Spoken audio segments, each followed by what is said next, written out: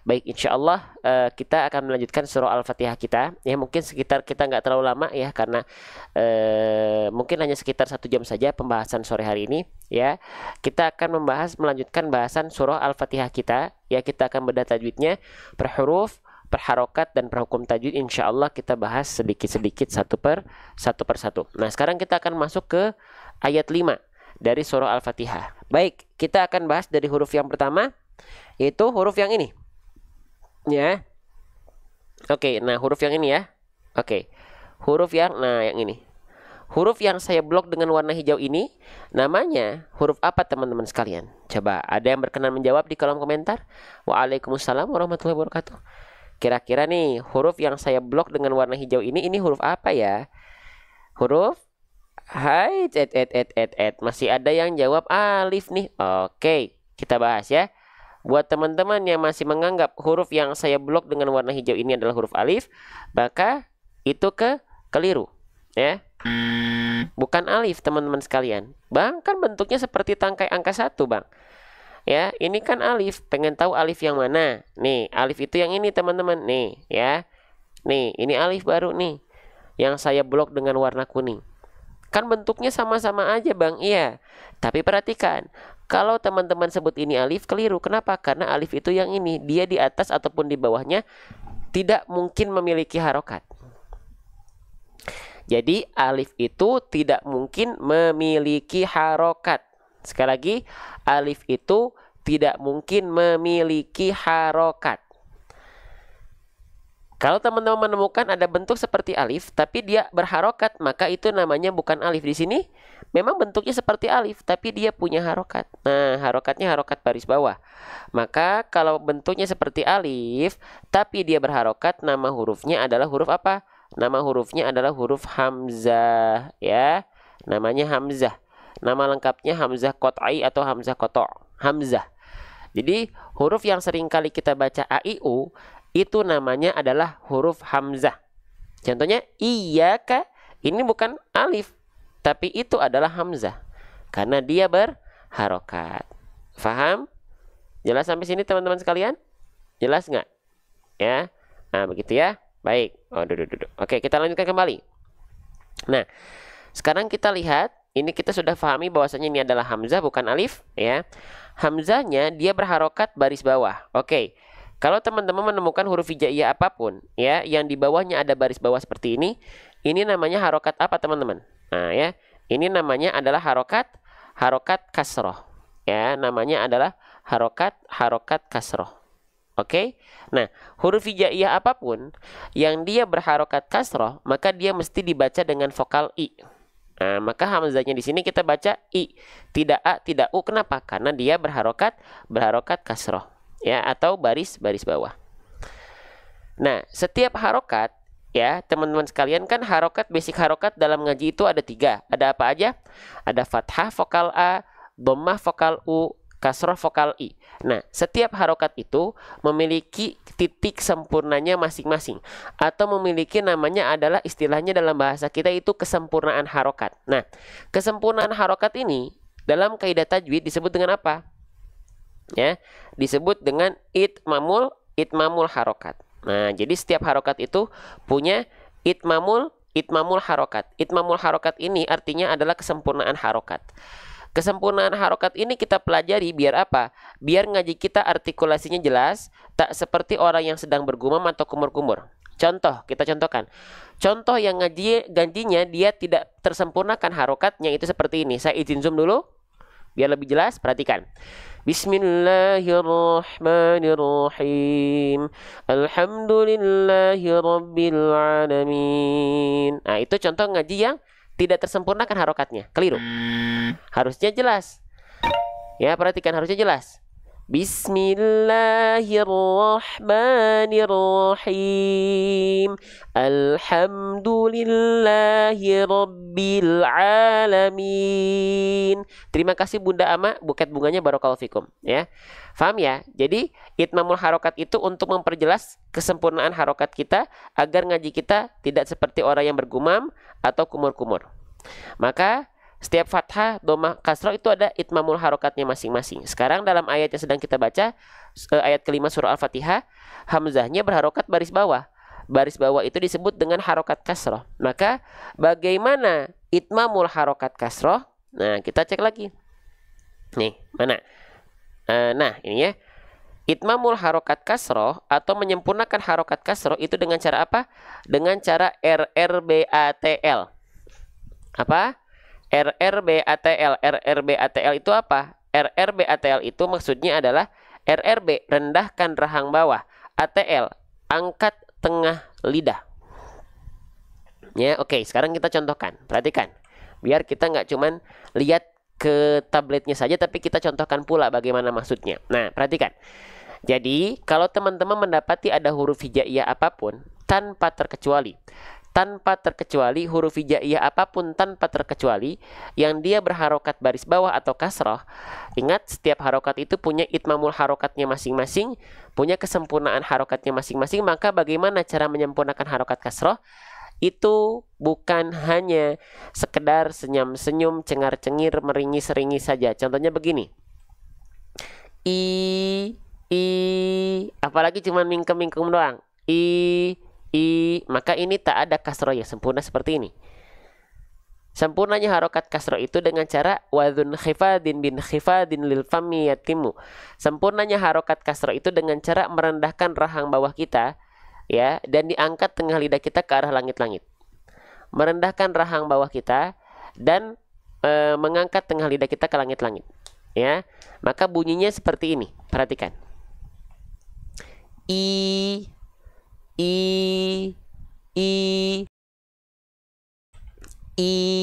Nah, sekarang teman-teman coba rasakan kalau misalnya tengah lidahnya nggak diangkat. Tengah lidahnya teman-teman tetap merendahkan rahang bawah, tapi tidak disempurnakan dengan tengah lidah diangkat, bunyinya tidak akan jelas i-nya. Perhatikan.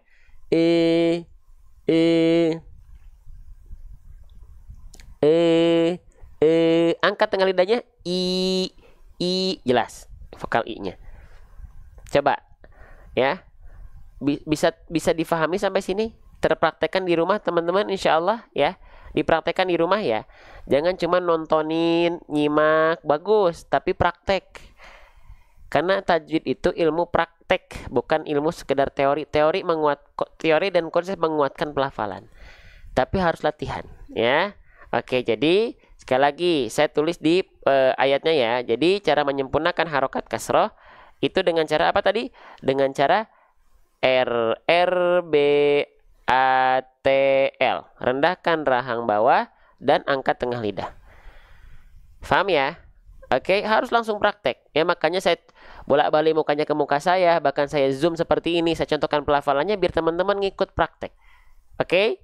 Sip, lanjut. Nah, berarti I, jelaskan vokal I atau harokat kasrohnya dengan cara rendahkan rahang bawah, angkat tengah lidah. Ya. Sip, lanjut lagi teman-teman sekalian. Sekarang ya. Nah, huruf apa ini? Bentuknya seperti mangkok tapi di bawahnya ada titik 2. Nama hurufnya huruf apa teman-teman sekalian? Ya. Ya, nama hurufnya huruf apa? Ini namanya betul, namanya adalah huruf ya. Nama aslinya memang huruf ya. Ketika dia tidak berharokat, namanya adalah huruf ya. Cara melafalkan huruf ya persis sebagaimana teman-teman melafalkan huruf y pada abjad alfabet. Jadi gampang melafalkan huruf ya hijaiyah. Huruf ya hijaiyah, lafalkan saja huruf y pada abjad alfabet. Beres. Ya, Bang, tapi saya kepo, Bang. Saya penasaran, tempat keluar atau makhorijul huruf dari huruf ya dari mana? Ayo kita bahas. Ya. Tempat keluar ya huruf ya itu dilafalkan dari mana? Ayo kita bahas nih ya. Nah, ya perhatikan. Oke, nih, huruf ya itu dilafalkan, perhatikan. Ya, perhatikan.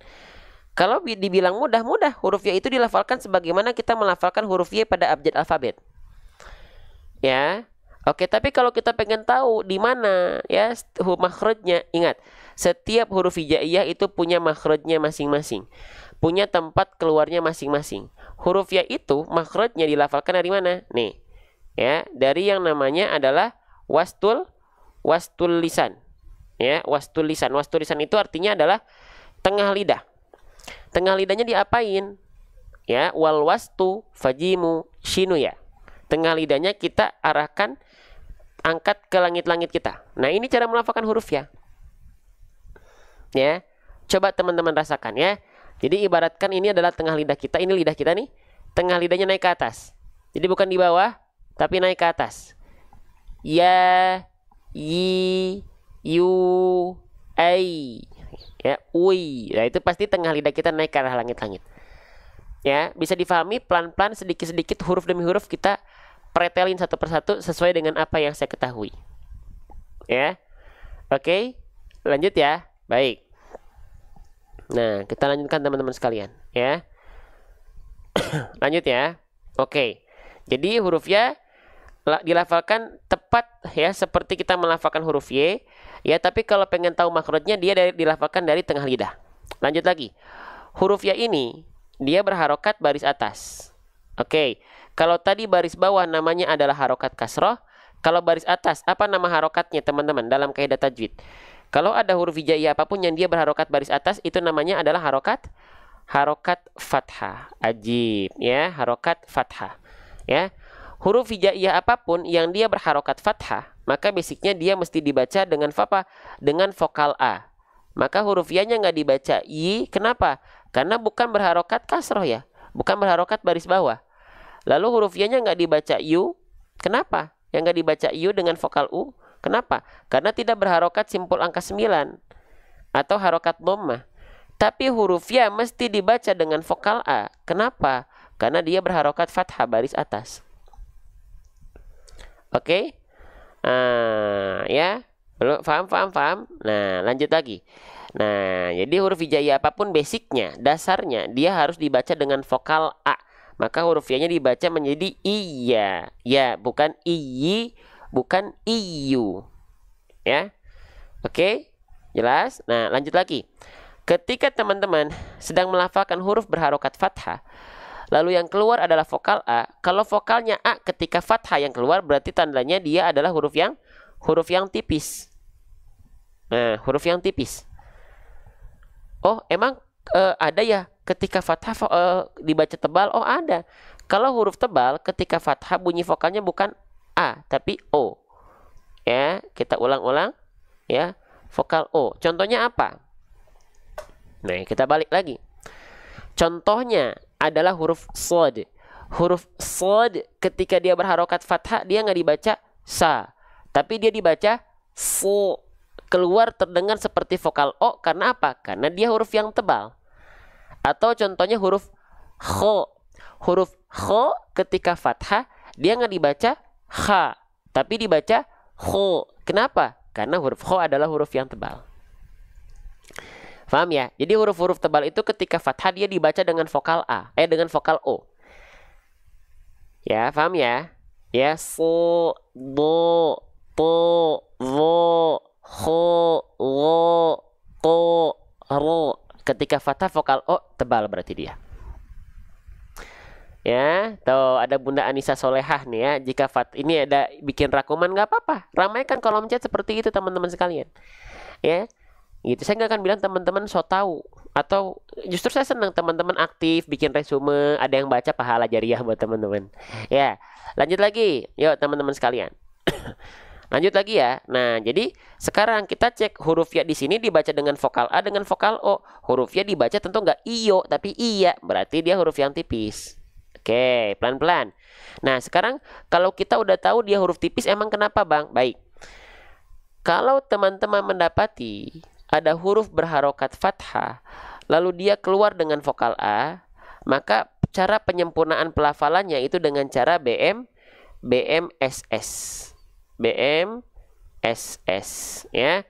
Apa itu BMSS? BMSS itu artinya adalah BM. BM itu buka mulut. SS itu sambil senyum. Ya. Buka mulut untuk menyempurnakan harokat fathahnya, wal maftuhu bil fathih faham, sambil senyum untuk menjaga kadar tipis dari huruf tersebut. Ya. Oke. Nah, contoh, perhatikan. Ya. Kalau teman-teman, pokoknya ketika dia berharokat fathah, mulut kita gak boleh mingkem-mingkem. Contoh begini. Bismillahirrahmanirrahim. Ada yang ngajinya begitu? Bismillahirrahmanirrahim. Kayak nggak jelas ngajinya. Huruf berharokat fathah vokal A itu dibuka mulutnya. Bismillahirrahmanirrahim. Kalau dia vokal A dilafalkan sambil senyum. Kalau kenapa sambil senyum ini hanya istilah kita saja ya. Teman-teman berguru sama Syekh, bahasa istilah sambil senyum ini nggak akan diterima. Selayaknya kita menyebut hak besar hak kecil, nggak ada di kaidah itu, namanya hak sogir hak kabir. Ya. Oke, jadi huruf tipis yang berharokat fathah kan vokal A. Ya, biar kadar tipis dari vokal A-nya tetap jelas, senyumkan sedikit. Ya, ya, ya, ya, ya, ya. Kalau tanpa senyum, bunyinya begini. Ya, ya, ya. Bedakan antara ya, ya dengan ya, ya, ya. Ya. Paham sampai sini? Jelas sampai sini? Oke, kita cek dulu ya. Teman-teman, ada yang baru bergabung, ngerasa ada manfaat nggak di sini? Ada kebaikan nggak di sini? Ya, itu cintanya Allah buat teman-teman semua. Teman-teman pengen nggak teman-teman, sahabat-sahabat, keluarga teman-teman ngerasain hal nikmat ini, hal atau nikmat seperti ini, nikmat yang sama seperti ini? Coba di pojok kanan bawah, dicek dulu. Udah di-share belum ke grup-grupnya? Minimal satu grup yang teman-teman punya, minimal grup keluarga. Share live ini kalau ngerasa ada manfaat. Kita sebarluaskan. Ada yang masuk karena wasilah tautan teman-teman. Dia belajar terus ke depannya. Setiap dia belajar, teman-teman menjadi wasilahnya. Dan teman-teman akan mendapatkan kebaikannya terus. Ya, terima kasih. Baik, kita lanjutkan kembali. Ya, jadi jelas ya. Sudah ya, huruf ya-nya sudah kita pelajari. Ya, lalu harokatnya sudah kita pelajari. Baik, selanjutnya. Ya, saya izin dulu. Oke, saya izin hapus dulu. Nah, sekarang teman-teman sekalian, nah huruf ya-nya, kan huruf ya-nya udah kita bahas, harokatnya udah kita bahas. Sekarang saya pengen bahas ini tanda apa? Tanda seperti gambar burung terbalik. Kalau ada huruf hijaiyah apapun, yang di atasnya seperti ada tanda gambar burung terbalik, ini namanya tanda apa? Ini namanya adalah tanda tasydid. Ya, namanya adalah tanda tasydid. Saya izin tulis ya. Namanya adalah tanda tasydid.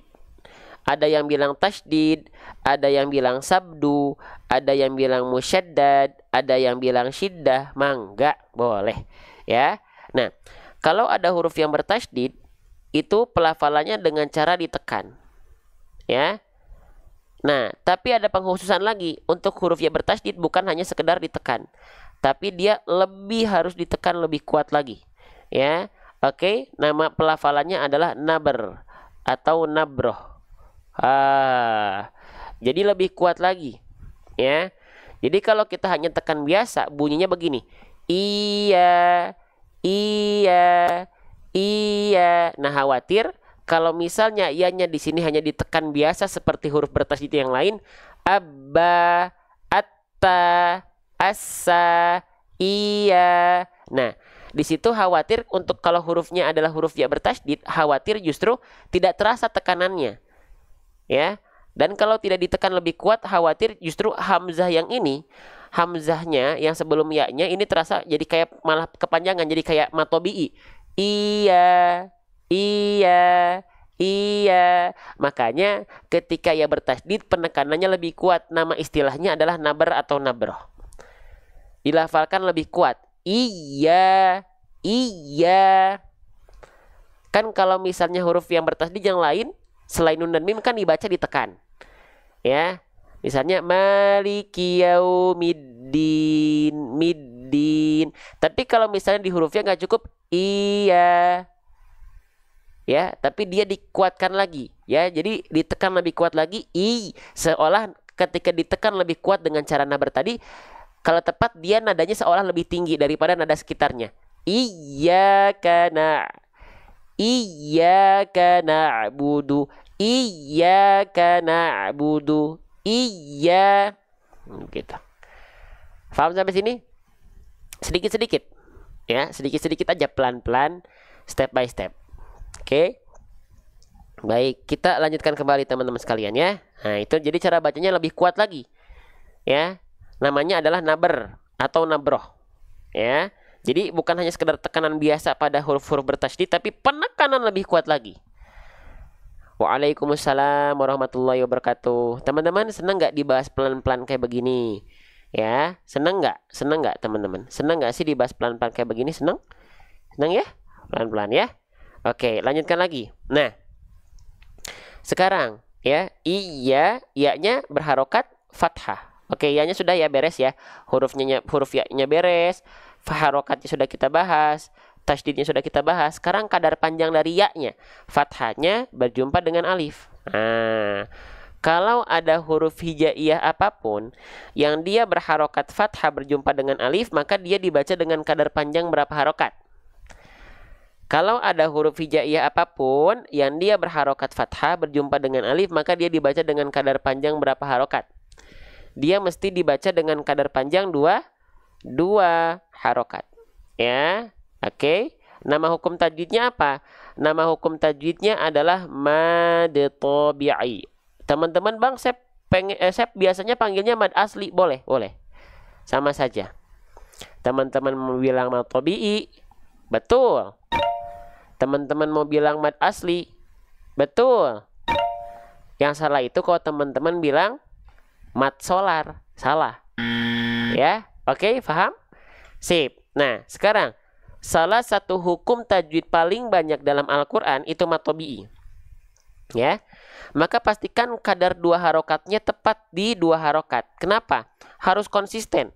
Jangan sampai kadang-kadang kepanjangan, jangan sampai kadang-kadang kependekan. Ya, kenapa? Karena hukum tajwid mad tabi'i ini adalah salah satu hukum paling banyak. Kalau teman-teman dua harokatnya nggak konsisten, saya yakin bacaan ngaji teman-teman jadi kurang teratur dan kurang rapi. Karena sedikit-sedikit kita akan mendapati hukum tajwid mad tabi'i, maka pastikan kadar dua harokatnya ajib, tepat di dua harokat, tidak kepanjangan, kelamaan, tidak kependekan, kecepatan. Ya, nah, maka bagaimana cara mengkonsistenkan dua harokat itu? Sedangkan saya belum konsisten. Caranya diayunkan. Ya, caranya diayunkan. Oke? Nah, diayunkan. Ya, diayunkan dengan nada. Mau nadanya falas kek, mau nadanya merdu kek, yang penting asal ayun dulu. Yang penting dua harokatnya dulu nih terjaga.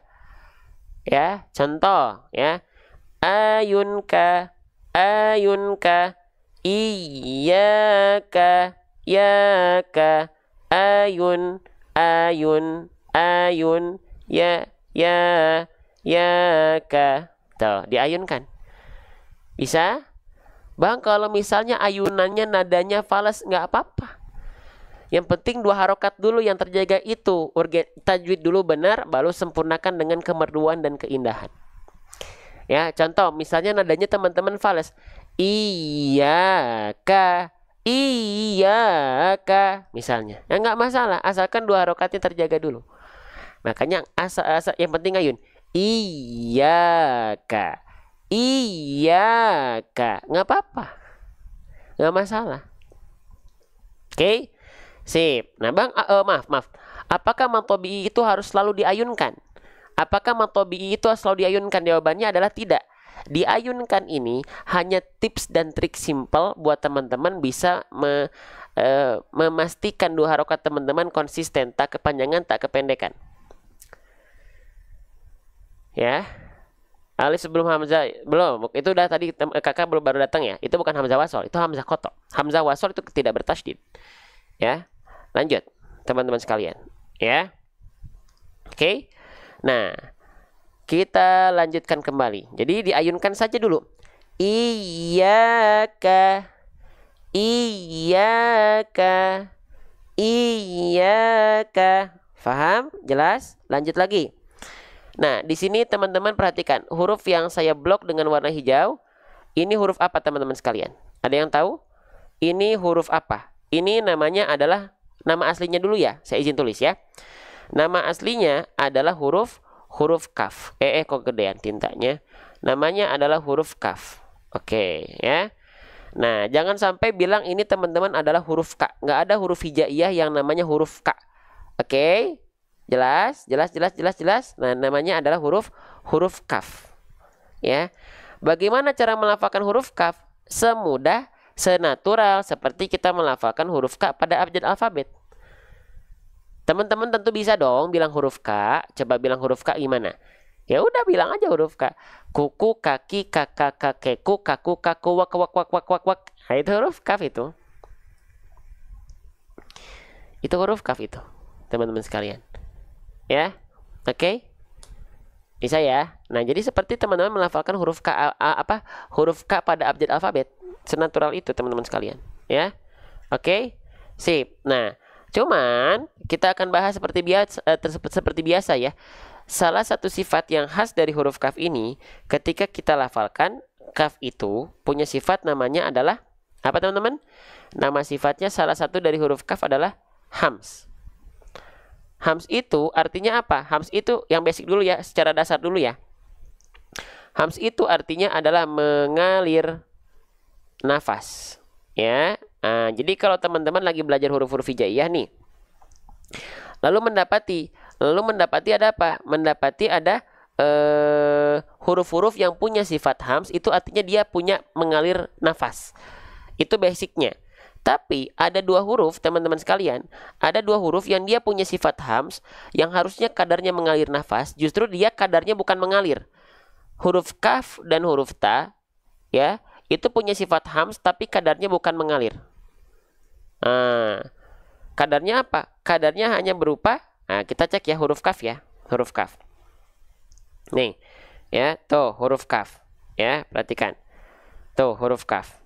Aduh. Nih. Huruf kaf tuh, dia punya sifat hams, tapi bukan mengalir nafas ya, tapi percikan nafas. Berbeda hal dengan huruf-huruf yang punya sifat hams yang lain. Contohnya apa? Contohnya huruf H kecil. Tuh, huruf H kecil punya sifat hams, tapi sesuai dengan dasarnya, mengalir nafas. Ha, hi, hu. Atau misalnya huruf sin.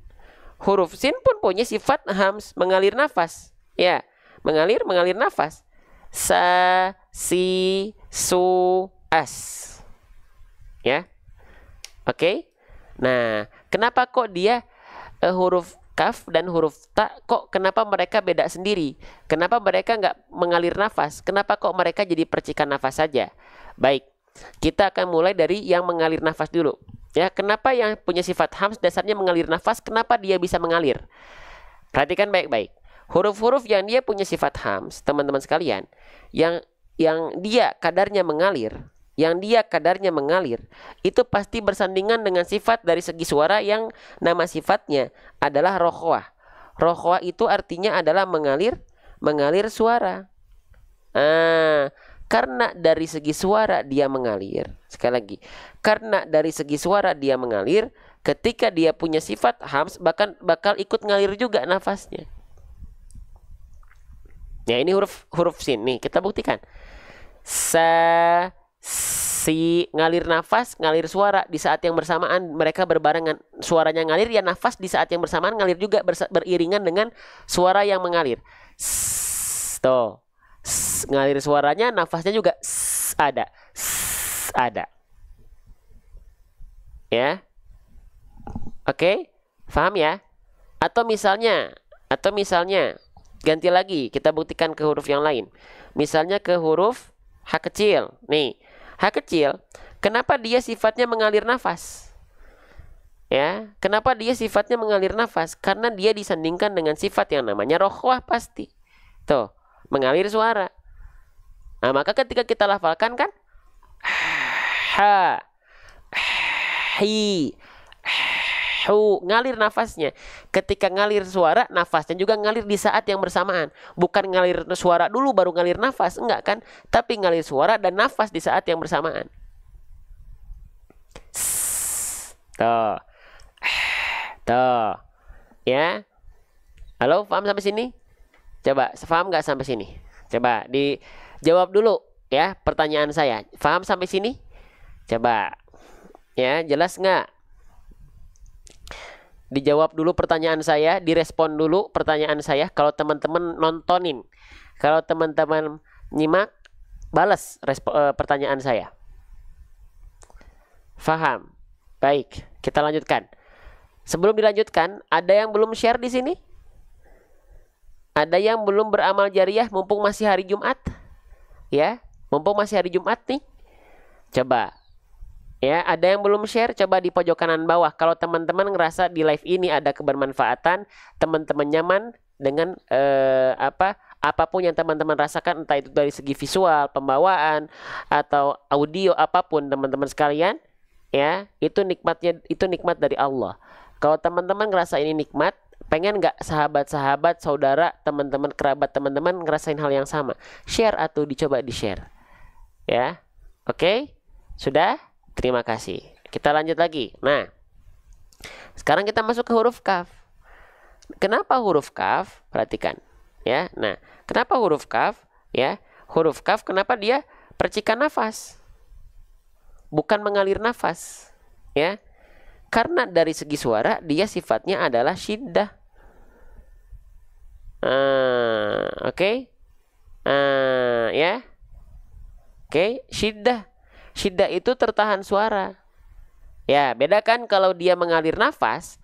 Kalau dia sifat sifat hamsnya kadarnya mengalir, nafas mengalir, itu pasti dari segi suara dia rokhwah, mengalir suara. Tapi kalau huruf kaf kan dia percikan nafas nih. Kenapa dia percikan nafas? Karena dari segi suara dia syiddah, tertahan suaranya. Tertahan suaranya, makanya kalau dia punya sifat syiddah, lalu dia punya mengalir nafas, akhirnya si mengalirnya ini jadi ketahan sedikit karena suaranya ketahan. Jadi nafasnya jadi cuma berupa percikan nafas saja. Ya, hanya berupa percikan nafas saja. Tuh, oke? Paham ya? Nah, sekarang lanjutkan lagi. Kita lanjutkan kembali. Tadi saya sempat bilang kalau dia sifat mengalir nafas itu, ya. Sifat mengalir nafas itu akan berbarengan dengan mengalir suara.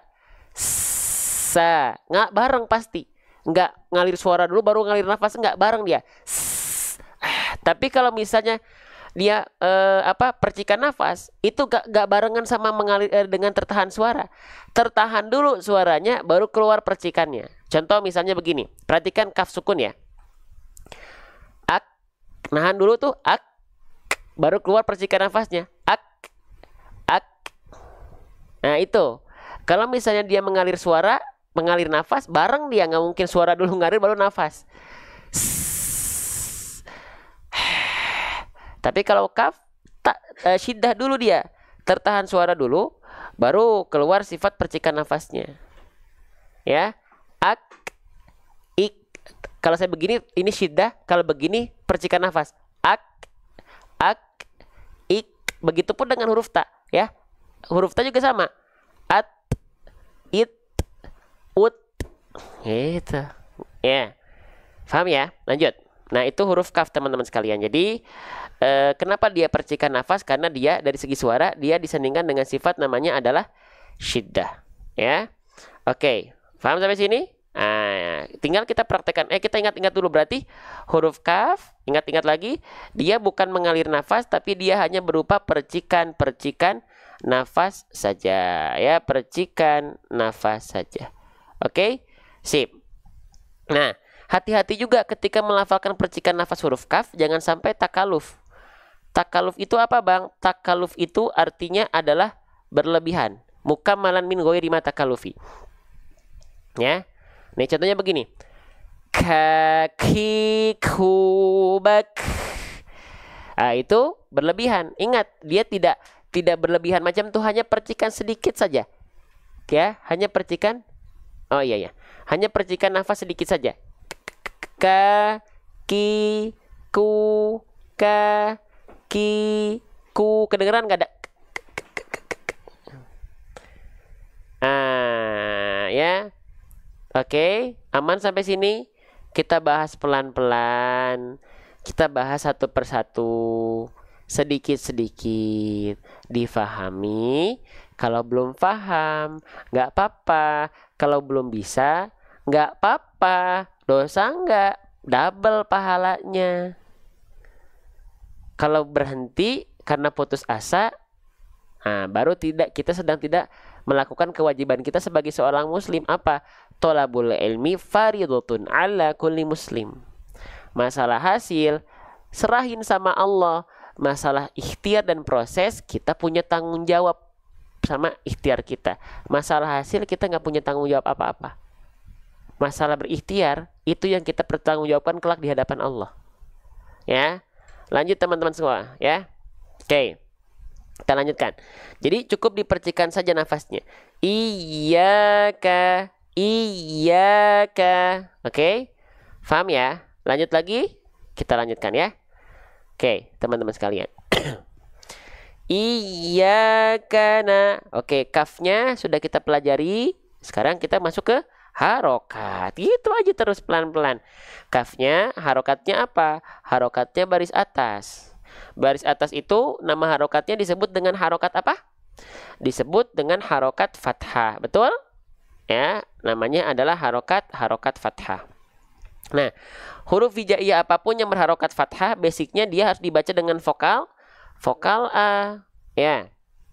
Oke, maka huruf kafnya dia nggak dibaca ku dong, karena bukan berharokat dhamma. Kafnya tentu nggak dibaca ki dong, kenapa? Karena dia tidak berharokat kasroh.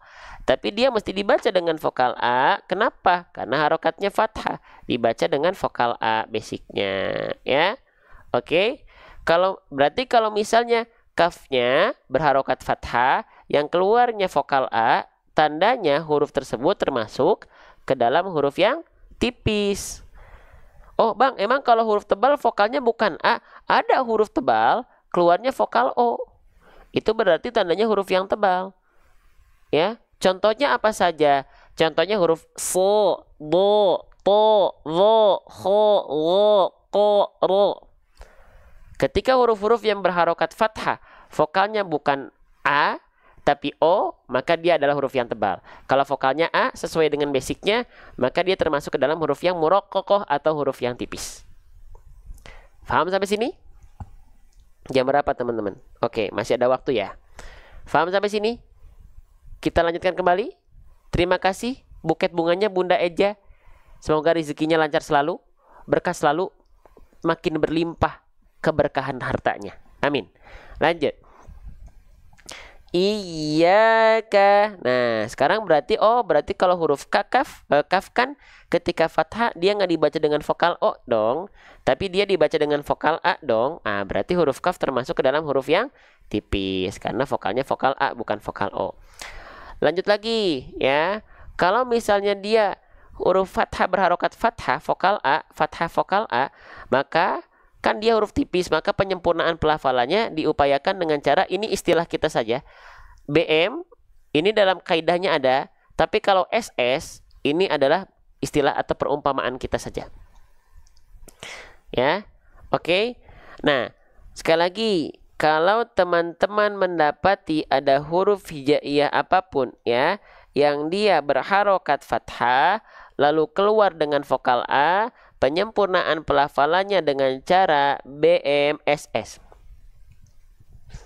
Ya, BMSS. BM itu apa? BM itu artinya buka mulut. Ya, oke. SS itu apa? SS itu artinya sambil senyum. Nah, buka mulut sambil senyum. Buka mulutnya untuk menyempurnakan harokat fathahnya wal maftuhu bil fathifham. Sambil senyumnya untuk menjaga kadar tipisnya agar tetap terjaga. Ya, ingat, istilah sambil senyum di sini itu hanya perumpamaan sebagian dari mentor atau guru-guru ngaji saja. Kalau teman-teman bawa ini kepada guru-guru yang lain atau kepada syekh bisa jadi disalahkan. Kenapa? Karena tidak ada dalam kaidah. Sebagaimana kita bilang hak besar dan hak kecil, hak besar dan hak kecil atau hak pedas. Nggak ada dalam bahasa Arab atau dalam kaidah hak sogir, hak kabir. Sekali lagi. Ya. Lanjut lagi, berarti huruf yang dia berharokat fathah, ya, huruf yang dia berharokat fathah vokal A, ya teman-teman sekalian, maka dia dilafalkan dengan vokal A, ya, dan buka mulut sambil senyum. Contoh, kalau kita lafalkan tanpa senyum, bunyinya seperti ini, ka, tanpa senyum kan, ka, hanya buka mulut saja kan. Sekarang kita lafalkan sedikit senyum, ka menjadi ka. Beda nggak? Beda nggak teman-teman sekalian? Halo, assalamualaikum. Beda atau tidak ini? Ya, beda ya. Nah, gitu ya. Oke, kita lanjutkan kembali teman-teman sekalian. Ya, baik. Nah, gitu ya. Paham sampai sini ya? Oke, saya izin hapus dulu. Ya. Jadi kita lafalkan Iyyaka. Huruf ya juga fathah vokal A, maka buka mulut sambil senyum sama. Iyyaka, iyyaka, iyyaka. Nah, begitu. Lanjut ya. Lanjutkan lagi teman-teman sekalian. Baik. Nah, sekarang ini bahasa menarik. Teman-teman, masih ada waktu? Ada sedikit lagi ya. Nih, ini huruf apa? Seperti gambar mangkok tapi di atasnya ada titik satu. Ini namanya adalah huruf nun. Namanya adalah huruf nun. Ya. Jangan sampai ada yang bilang ini adalah huruf na. Nggak ada huruf hijaiyah yang namanya huruf na. Huruf nun dilafalkan persis sebagaimana kita melafalkan huruf N pada abjad alfabet. Melafalkan huruf nun, sekali lagi ya. Melafalkan huruf nun itu dilafalkan persis sebagaimana teman-teman melafalkan huruf N pada abjad alfabet. Na, ni, nu, naksir, nari, nanas. Ya, nah gitu ya. Itu huruf nun itu ya huruf N, beres. Oke, sip. Nah, sama huruf nun berharokat fathah. Vokalnya vokal A, vokal O kalau huruf nun. Coba, kalau huruf nun berharokat fathah, dia vokalnya A atau vokal O? Ayo, coba. Vokal A atau vokal O?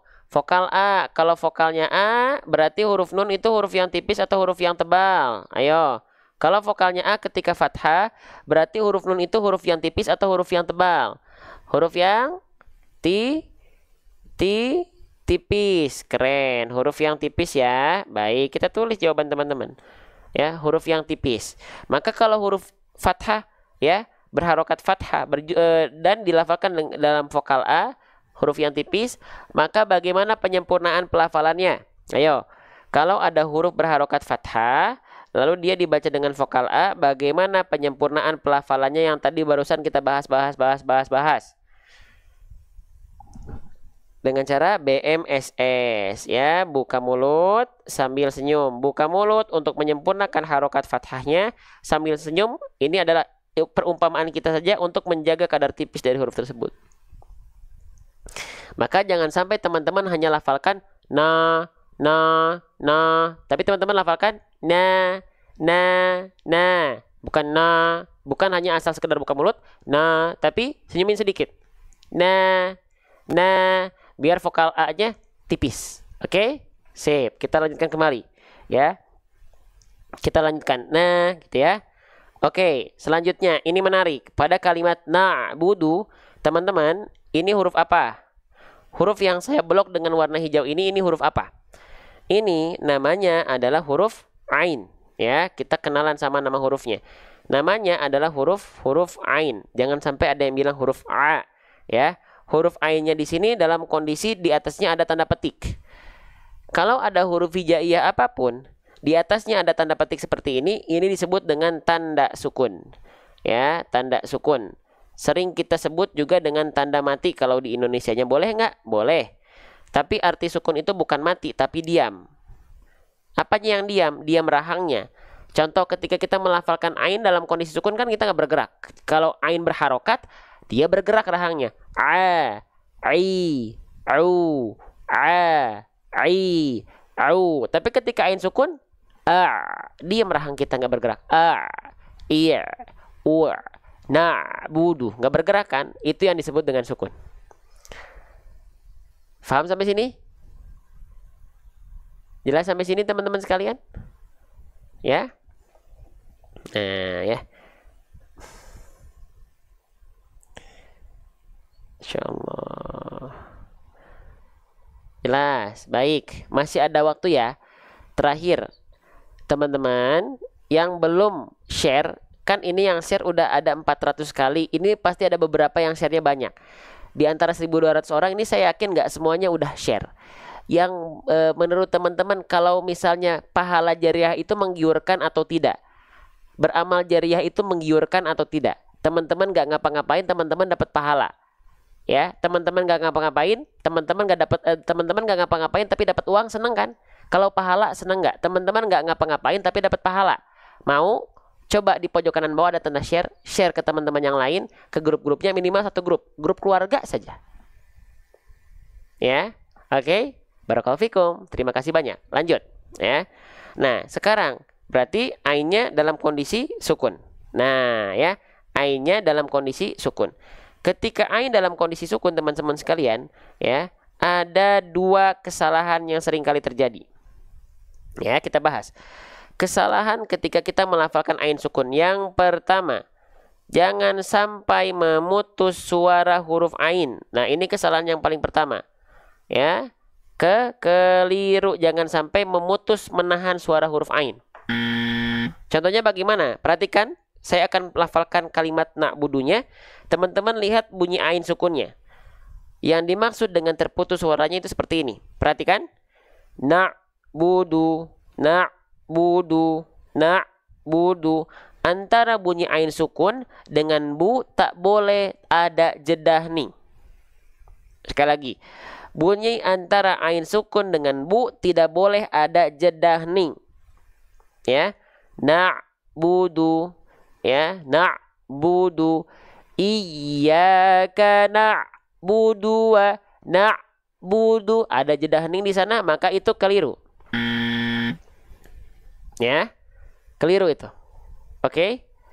Ya, waalaikumsalam warahmatullahi wabarakatuh. Oke? Jadi gak boleh terputus. Kenapa? Karena huruf ain kalau dia terputus, nama sifatnya adalah syiddah. Ain tidak punya sifat syiddah dari segi suara. Ain itu nama sifatnya apa? Ain itu nama sifatnya adalah tawassut. Ya. Oke. Ain itu sifatnya adalah tawassut. Mana nih? Nih, ya. Kita cari huruf ain. Nih. Tuh, huruf ain dari segi sifat, nama sifatnya adalah tawassut. Tawassut itu artinya dia pertengahan suaranya. Pertengahan tuh begini maksudnya. Ya nih, perhatikan tawassut tuh begini, konsep tawassut tuh. Tuh, dari segi suara, huruf-huruf hijaiyah itu dibagi menjadi 3 kelompok. Ya, ada rokhwah mengalir suara, ada syiddah tertahan suara, ada tawassut tengah-tengah di antara mengalir dan tidak dan tertahan. Ya. Oke. Nah, ain itu dia tawassut wa bayna rikhwin wasyadidilin umar. Jadi huruf ain itu dia masih sedikit mengalir suaranya. Maka ketika kita lafalkan, mana ya tadi ya? Maka ketika kita lafalkan dia tetap mengalir sedikit. Na'budu. Banyak orang terlalu berlebihan melafalkan ain sukunnya, terlalu mengalir. Contoh, na'budu, na'budu. Nggak usah berlebihan. Na'budu. Ya. Na'budu. Na'budu. Kedengaran ada ngalir tapi sedikit aja. Na'budu. Na'budu. Na'budu. Ya, jangan sampai na'budu. Apalagi na'budu. Faham? Jelas sampai sini teman-teman sekalian? Ya. Oke? Jelas ya? Baik, Masya Allah. Sebelumnya saya lupa nih. Betul ya? Yang udah bantu tap-tap layar juga ada tanpa saya minta, ada yang tap-tap layar. Jangan kira jempol teman-teman nggak akan bersaksi kelak di hadapan Allah. Support konten-konten baik. Jangan kira teman-teman Allah tidak melihat perjuangan jempol teman-teman bergerak ke sana kemari. Terima kasih banyak. Barakallahu fikum. Ya, lanjut lagi. Nah, oke. Sip. Oke, berapa menit lagi nih azan? Masih ada waktu ya. Oke. Nah, masih belum selesai. Selain dia ain sukun itu dibaca jangan sampai terputus. Na'budu. Yang kedua, jangan sampai teman-teman melafalkan ain. Yang kedua kesalahannya adalah, saya tulis di sini ya. Kesalahan kedua, huruf ain itu sering dilafalkan dengan cara ada pantulan juga. Ya, na'budu, na'budu. Jangan sampai gitu ya. Iyyaka na'budu, na'budu. Nggak boleh memantul macam tuh. Kenapa? Karena huruf ain nggak punya sifat qalqalah. Huruf ain nggak punya sifat qalqalah. Ya, oke, nggak boleh, ya, karena yang punya sifat qalqalah memantul itu hanya ada 5 huruf. Apa aja? Huruf yang memiliki sifat qalqalah hanya ada 5. Ba, jim, dal, to, qaf, atau sering kita kenal dengan ba, ju, di, to, ko. Oke, maka ain jangan sampai dilafalkan memantul. Contoh, iyyaka na'budu. Enggak ya? Oke, jadi ada 2 hal. Oh, satu lagi. Teman-teman, saya pengen nanya, huruf ain itu huruf yang tipis atau huruf yang tebal? Coba. Teman-teman, huruf ain itu huruf yang tipis atau huruf yang tebal? Teman-teman, huruf ain itu huruf yang tipis atau huruf yang tebal? Teman-teman, huruf ain itu huruf tipis, huruf tebal? Huruf tipis. Banyak orang melafalkan ain, kesalahan ketiga ya. Ketika ain dalam kondisi sukun, saya tulis di bawah ya. Ini kesalahan ketiga. Membacanya menjadi tebal dan ini tidak boleh ya. Contohnya begini. Mana bacaan, saya udah kasih clue ya. Ain itu adalah huruf yang tipis. Sekarang, mana huruf ain sukun yang tepat? Yang pertama, na'budu. Na'budu. Yang kedua, na'budu. Na'budu. Yang pertama, na'budu. Yang kedua, na'budu. Yang betul yang pertama atau yang kedua, komen di kolom komentar. Ya. Yang kedua, paham ya? Nah, jangan sampai dibaca tebal, nanti dia keliru. Oke? Nah, jadi ada 3 kesalahan yang sering kali terjadi ketika kita melafalkan ain sukun. Jangan sampai pertama putus suaranya atau syiddah, na'budu. Lalu yang kedua, jangan sampai memantul huruf ain sukunnya, na'budu. Yang ketiga, jangan sampai menjadi tebal ainnya, na'budu. Na'budu, tapi na'budu. Ajib ya, Masya Allah. Faham? Jelas? Nah, difoto dulu nih, boleh? Mangga difoto dulu. Sudah? Sudah difoto? Baik ya. Kita lanjutkan kembali, teman-teman ya. Selanjutnya, oke, di sini kita mendapati ada huruf. Huruf apa ini? Ini adalah huruf ba. Ya, bentuk seperti mangkok tapi di bawahnya ada titik 1. Jangan tertukar dengan huruf yang ini. Jangan tertukar dengan huruf yang ini, hati-hati. Bentuknya hampir sama. Kalau titik satunya di atas itu huruf nun, naninu. Kalau misalnya titik satunya di bawah ini huruf ba, babibu. Nah, oke. Sip. Lanjut. Nah, perhatikan. Ba-nya di sini ya, ba dilafalkan seperti apa? Gampang, ba mah. Lafalkan saja huruf B, selesai. Ya, lafalkan huruf B pada abjad alfabet, lah itu huruf ba itu. Nah, tapi hati-hati, jangan sampai teman-teman melafalkan huruf ba macam nih. Babi bu ab. Bibirnya terlalu dilipat. Cukup sentuhkan bibir atas, bibir bawah, selesai. Baba, bibi, bubu, ab. Jangan sampai ba, ya. Itu keliru. Lanjut. Oke, selanjutnya huruf ba di sini harokatnya apa? Ya, halo. Nih, di atasnya ada simpul angka 9 macam nih, ya. Kalau kita mendapati ada huruf hijaiyah apapun yang di atasnya ada simpul angka 9 macam nih, ini namanya harokat apa teman-teman sekalian? Ini namanya adalah harokat dhammah. Oke. Namanya adalah harokat dhammah. Sret. Nah, gitu ya. Oke. Sret. Nah, huruf hijaiyah apapun yang dia berharokat dhammah, maka dia mesti dibaca dengan vokal U. Maka tentu huruf ba-nya tidak kita baca ba. Kenapa? Bukan berharokat fathah. Ya, bukan berharokat fathah. Lalu ba-nya nggak kita baca bi. Kenapa? Karena bukan berharokat kasroh. Iya nggak? Ya. Tapi huruf ba-nya teman-teman sekalian kita baca bu. Kenapa? Karena dia berharokat dhammah. Simpul angka 9 di atas huruf ya dibaca dengan vokal U. Gitu ya. Oke. Sip. Oke. Nah, sekarang bagaimana cara menyempurnakan harokat dhammah? Ingat teman-teman, setiap harokat dalam baca Quran itu punya kesempurnaan harokatnya masing-masing. Sekali lagi, setiap harokat dalam membaca Al-Quran itu punya kesempurnaannya masing-masing. Baik fathah, baik dhammah, baik kasroh. Kita ulang lagi ya. Mohon maaf kalau saya ulang-ulang, teman-teman bosan nggak kalau saya ulang-ulang bahasannya? Ya, gimana lagi ya? Ini cara menjelaskan saya dengan cara mengulang-ulang. Mohon maaf ya. Oke. Jadi, setiap harokat itu punya yang disebut nama kaidahnya adalah itmamul harokat. Itmamul harokat itu artinya adalah kesempurnaan harokat. Ya, kesempurnaan harokat itu kita pelajari biar apa? Biar ngaji kita artikulasinya jelas, tak seperti orang yang sedang bergumam atau seperti orang yang sedang kumur-kumur.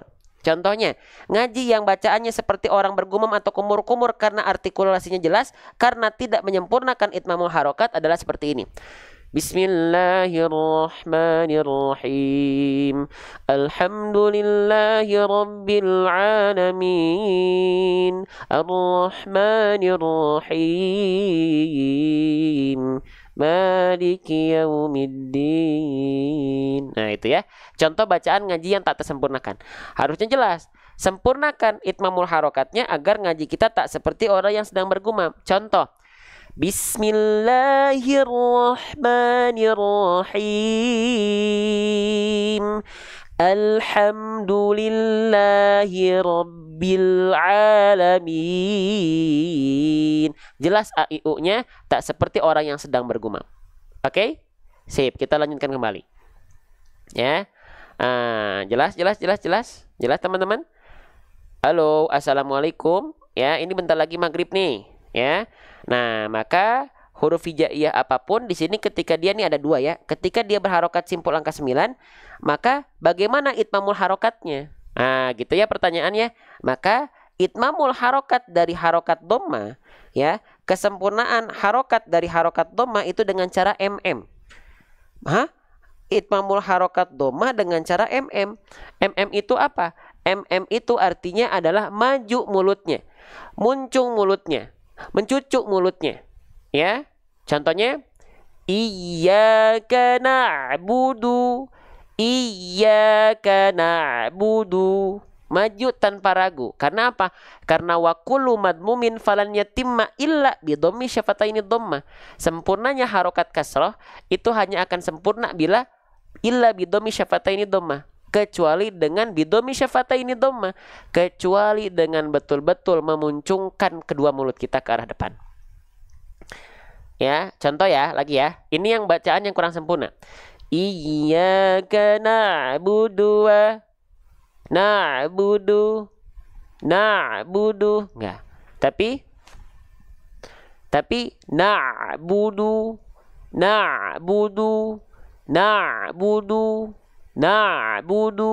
Maju mulutnya. Sampai sini paham? Jelas teman-teman sekalian, sahabat Quran? Lanjut lagi insya Allah. Sedikit lagi ya, tadi na'budu. Bentar teman-teman. Oh, bentar lagi azan ya teman-teman ya. Oke. Nah, nanti di akhir teman-teman ya, buat teman-teman nanti deh ya. Intinya seperti itu ya. Sekarang kita baca bareng-bareng dulu ya teman-teman sekalian. Ya. Oke, kita baca bareng-bareng ayatnya. Kita perhatikan ayat kelima Al-Fatihahnya ya. Kita baru sampai na'bu ya. Nanti malam kalau sempat kita live lagi. A'udzubillahi minasyaitonirrajim. Kita baca bareng-bareng dulu ya. Iyyaka na'budu wa iyyaka nasta'in. Sekali lagi. Iyyaka na'budu wa iyyaka nasta'in. Sekali lagi. Iyyaka na'budu wa iyyaka nasta'in. Sekarang kita praktekkan pelafalannya. Perhatikan baik-baik. Iyyaka na'budu wa iyyaka nasta'in. Berapa harokat wakofnya bebas? Mad arid li sukun 2, 4, 6 bebas asalkan konsisten. Iyyaka na'budu wa iyyaka nasta'in. Sadaqallahul azim.